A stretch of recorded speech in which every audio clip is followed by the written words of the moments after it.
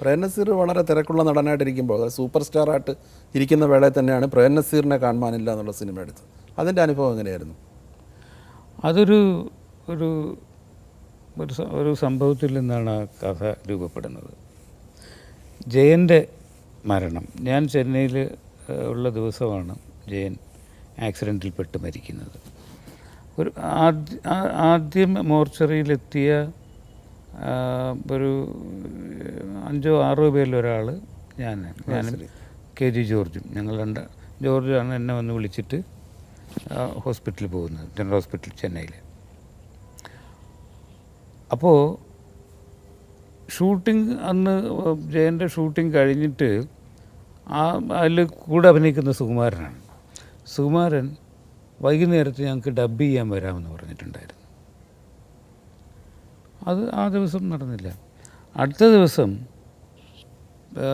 പിന്നെ സുകുമാരൻ ഈ ഡെഡ് ബോഡിയോടൊപ്പം കേരളത്തിലേക്ക് യാത്ര ചെയ്യുന്നു. അപ്പോൾ എന്ന് തിരിച്ചു വരും, എന്നാണിത് ഡബ് ചെയ്യാൻ കഴിയുക എന്ന് ചോദിക്കാനായിട്ട് ഞാനും എയർപോർട്ടിൽ ചെന്നു. എനിക്കത് ഉണ്ടായിരുന്നു.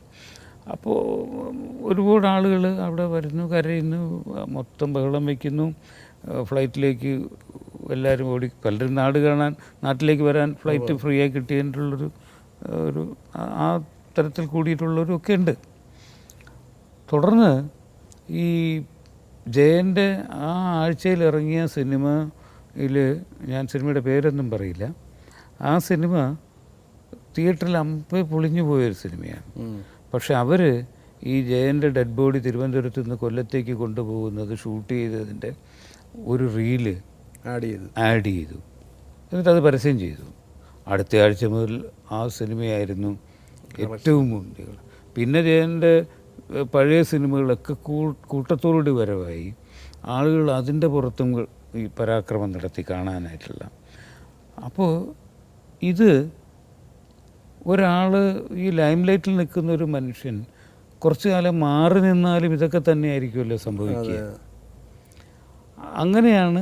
അപ്പോൾ പ്രേം നസീർ എന്ന് പറയുന്ന അന്നത്തെ സൂപ്പർ സ്റ്റാർ കുറച്ചു കാലം മാറിയാൽ, സിനിമയിൽ നിന്നും ഒരു ദിവസം അപ്രത്യക്ഷനായാൽ, ഇതൊക്കെ തന്നെയാണ് സംഭവിക്കുക എന്നുള്ളത് ഞാനിങ്ങനെ ഇതിനെ വെച്ചിട്ട് ഒരു കഥയുണ്ടായി, ആ ചിന്തയുണ്ടായതാണ്.